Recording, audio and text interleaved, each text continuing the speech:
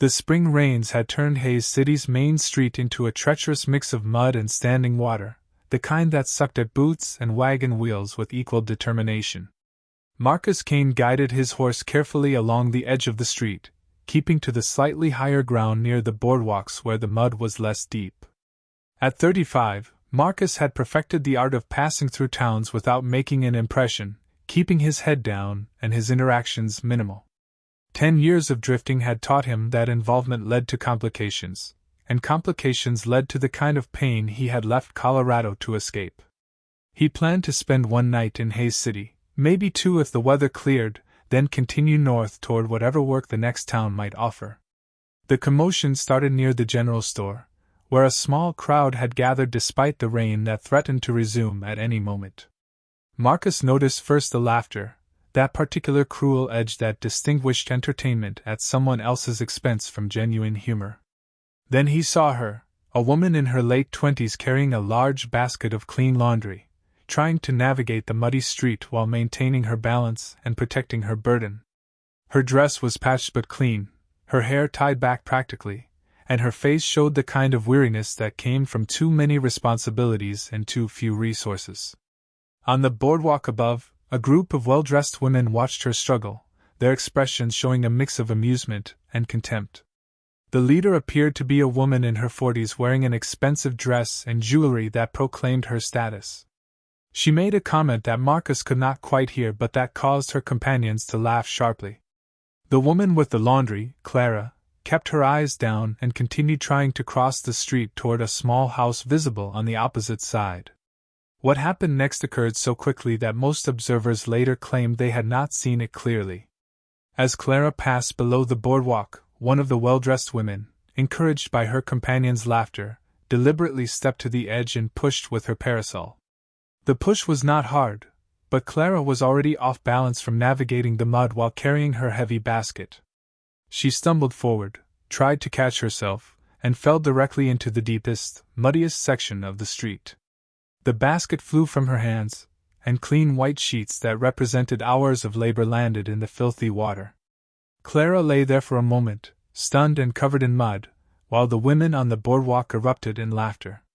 Marcus felt something hot and fierce rise in his chest as he watched Clara struggle to push herself up from the mud, her face showing not just humiliation but also despair as she saw her ruined laundry floating in the dirty water. The laughter from the boardwalk continued, and other townspeople had stopped to watch, some looking uncomfortable but none moving to help. Marcus had promised himself years ago that he would never again get involved in other people's problems, that the cost of caring was too high. But as he watched Clara's shaking hands try to gather the muddy sheets, something in him broke through 10 years of careful detachment. He dismounted and walked directly into the mud without hesitation, his boots sinking deep as he reached Clara's side. He offered his hand and helped her to her feet, noting the tears she was fighting to control and the way her whole body trembled with emotion. Then Marcus turned to face the women on the boardwalk, and his expression made their laughter die immediately. His voice, when he spoke, carried across the street with a quiet intensity that was somehow more frightening than shouting would have been. He asked the woman with the parasol if pushing people into the mud was how respectable ladies entertained themselves in Hayes City. The woman, whose name Marcus would later learn was Constance Hartley, wife of the town's banker, drew herself up with indignant fury. She declared that Marcus had no idea who he was speaking to, and that she would have him arrested for insolence. Marcus's response was cold and precise. He told her that he knew exactly what he was speaking to, someone who used wealth and position as permission for cruelty, someone whose expensive dress could not hide the poverty of her character.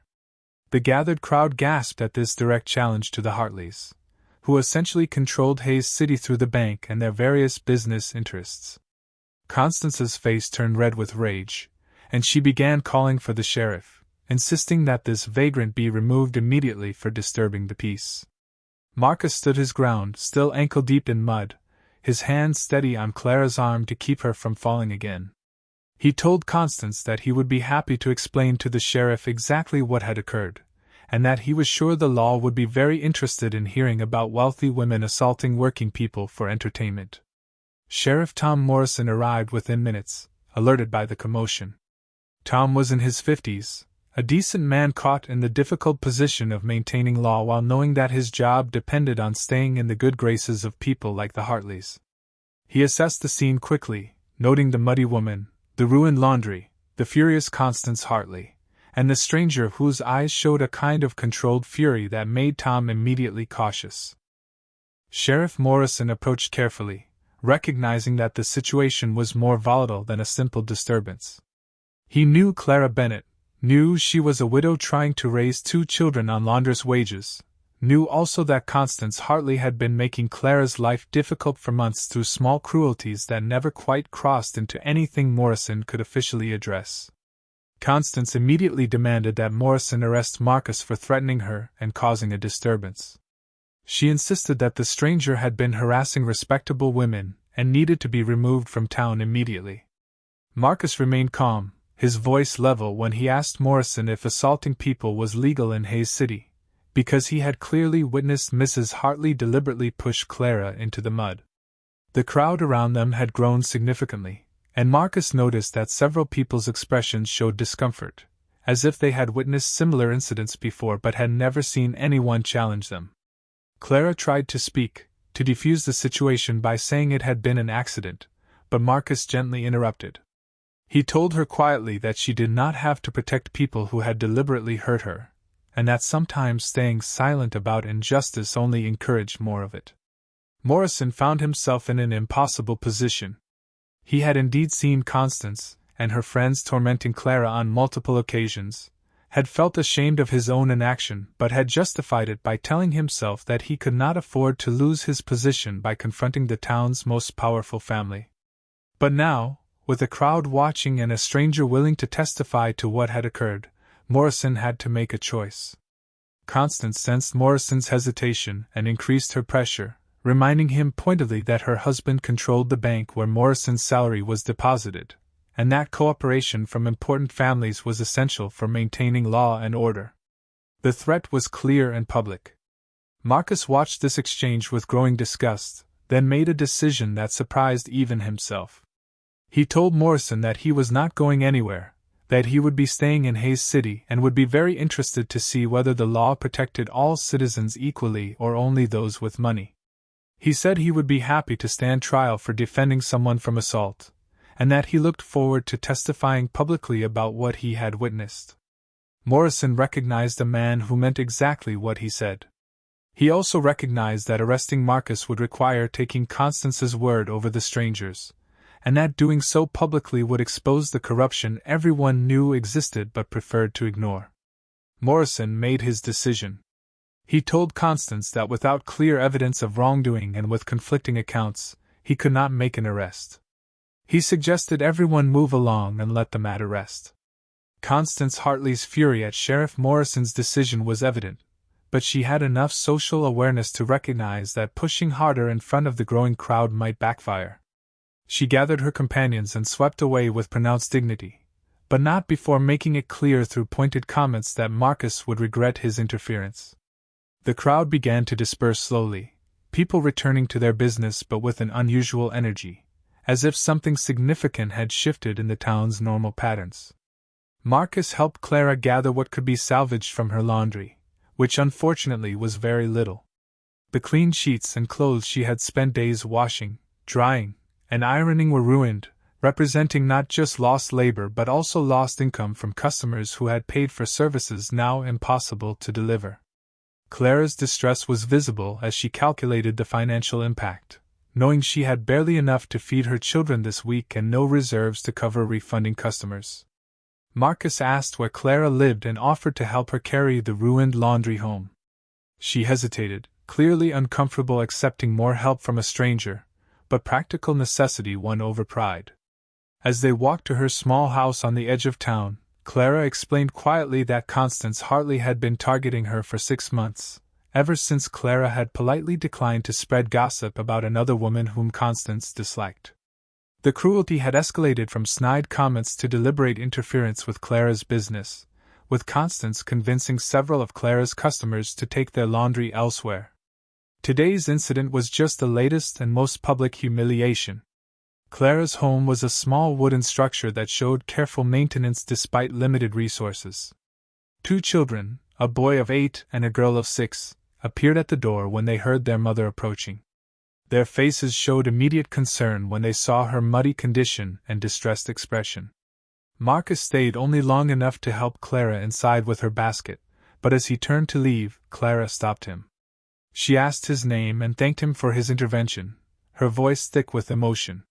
She said that no one had stood up for her like that since her husband died, that most people in town had learned it was safer to look away when the Hartleys exercised their power. Marcus introduced himself simply, and told her she deserved better than what this town had been giving her. Over the next 3 days, Marcus discovered that Clara's situation was not unique. As he worked odd jobs around town, people gradually began talking to him, sharing stories in quiet voices about the Hartleys' systematic exploitation. Marcus had intended to leave Hayes City after a day or 2, but something kept him there. Perhaps it was the memory of Clara's face when she saw her ruined work, or perhaps it was the way the whole town seemed to be holding its breath, waiting to see what would happen next.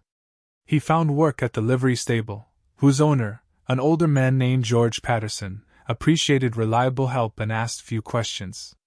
George was one of the few business owners in town who was not beholden to the Hartley Bank, having paid off his property years earlier, and he felt free to speak more openly than most. George explained that Hayes City had once been a different kind of place, where people looked out for each other and prosperity was more evenly shared. But as the railroad brought wealth and the Hartleys consolidated their control over banking and credit, the town had developed a harsh divide between those with power and those without. People who challenged the Hartleys found themselves facing called loans, lost jobs, and social ostracism that could make life in a small town unbearable. Most people had learned to keep their heads down and accept injustice as the price of survival. What George did not fully realize yet was that Marcus's very public confrontation with Constance Hartley had begun shifting something fundamental in the town's dynamics. People who had witnessed the incident could not quite forget it, could not return completely to the comfortable fiction that the Hartleys' behavior was acceptable or inevitable. Conversations began happening in quiet corners, people sharing their own stories of mistreatment and beginning to question why they had been accepting it. The change started small. Sarah Mitchell, who owned the boarding house where Marcus had taken a room, mentioned to several customers that she thought it was about time someone stood up to the Hartleys. James Cooper, who ran the feed store, served Clara Bennett when she came in for supplies despite knowing Constance Hartley would disapprove, something he had been afraid to do for months. Small acts of defiance began appearing, none significant enough to provoke direct retaliation, but collectively suggesting that the town's fear was beginning to crack. The Hartleys, particularly Constance, recognized the danger in these small rebellions. Edward Hartley, the banker, called Marcus to his office under the pretense of discussing an account, though Marcus had none. The meeting was clearly intended as intimidation. Edward was a man in his 50s who had built his power through careful manipulation and strategic cruelty disguised as business decisions. He told Marcus that Hayes City was a good town that did not need troublemakers stirring up resentment. He suggested that drifters who could not appreciate the town's hospitality might be happier moving on to other opportunities. Marcus met Edward's gaze steadily, and replied that he found Hayes City very interesting and had decided to stay for a while, perhaps indefinitely. The confrontation between Marcus and Edward Hartley marked a turning point. Edward had expected the drifter to be intimidated by implied threats and leave town quietly, as most people did when the Hartleys applied pressure. Marcus's refusal to back down, delivered calmly but with absolute certainty, forced Edward to recognize that the stranger represented something he could not easily control through his usual methods. Word of the meeting spread quickly through town, and with it came a growing sense that change might actually be possible. The transformation of Hayes City did not happen dramatically or all at once, but rather through accumulating small acts of courage inspired by Marcus's example. Clara Bennett returned to her laundry work and found that several customers who had abandoned her under Hartley pressure quietly returned, willing now to risk mild social disapproval. George Patterson at the livery stable began openly criticizing the Hartleys' business practices, something he had only done privately before. Sheriff Morrison, freed somewhat by the public nature of the initial incident, began enforcing laws more evenly rather than showing the deference to wealth he had previously maintained. The Hartleys pushed back, of course. Edward called in several loans from people he considered troublemakers, but found that other business owners began offering alternative credit, creating a parallel economy that reduced the bank's absolute control. Constance attempted to organize social boycotts of people who associated with Clara or Marcus, but discovered that her circle of influence had shrunk as people grew tired of her cruelty. The Hartleys' power had always depended on everyone believing they were untouchable, and that belief had been shattered. 2 months after the incident in the muddy street, a town meeting was called to discuss Hayes City's future. The meeting was officially about planning for railroad expansion, but everyone knew the real topic was how the town would be governed going forward. Marcus attended but stayed in the back, recognizing that real change needed to come from the townspeople themselves, not from an outsider who might eventually move on. The meeting revealed how dramatically things had shifted. Multiple people stood up to propose changes that would distribute power more evenly, create accountability for those in positions of authority, and establish protections for working people against exploitation. The proposals were practical rather than revolutionary, but they represented a fundamental reimagining of how Hayes City could function. Edward Hartley tried to maintain control of the meeting, but found his authority repeatedly challenged by people who had found their voices. When he threatened economic consequences for those promoting change, George Patterson stood and pointed out that a town's economy depended on everyone, not just bankers, and that perhaps it was time the Hartleys remembered that. The applause that followed made clear which vision of the future had majority support. In the weeks that followed, Hayes City began implementing changes. A town council was formed with representatives from different economic groups, not just the wealthy elite. Standards were established for fair business practices, with mechanisms for addressing grievances. Most significantly, people stopped accepting cruelty and injustice as inevitable, calling out mistreatment when they witnessed it rather than looking away. Clara Bennett's life improved substantially. Her laundry business thrived as customers returned, and she was eventually able to hire help, employing other women who needed income. She became an advocate for working families, using her own experience to push for better conditions and fair treatment. Her children grew up in a town that was learning to value dignity over social hierarchy. Marcus stayed in Hayes City, taking permanent work at the livery stable and eventually buying a small property at the edge of town. He never talked much about his past or his reasons for drifting, but people came to know him as someone who would stand up when standing up was needed. His explosive intervention that rainy day had not just defended one woman, it had reminded an entire town that injustice only continues when good people choose silence over action. On the anniversary of the incident, Clara brought Marcus a gift, a quilt she had sewn herself featuring patterns that represented both struggle and hope. She told him that he had changed her life and her children's future, that his moment of anger on her behalf had given her back something she thought she had lost forever, her sense that she deserved respect and dignity regardless of her economic status. Marcus accepted the gift with characteristic awkwardness around emotional displays, but his eyes showed genuine warmth. He told Clara that she had changed her own life through her courage in continuing to stand with dignity despite cruelty, and that all he had done was refuse to be a bystander. The real credit, he said, belonged to everyone in Hayes City who had found the courage to demand better and build something more just. As the sun set over the Kansas prairie that evening, Marcus sat on his porch watching the town he had accidentally claimed as home. He had spent 10 years drifting to avoid pain and involvement, convinced that caring about anything led only to loss. But Hayes City had taught him that the opposite was also true, that refusing to care, refusing to act when action was needed, created its own kind of emptiness. His temper that day in the muddy street had indeed changed the whole town, but perhaps more importantly, it had changed him, transforming a drifter running from the past into a man building a future worth staying for.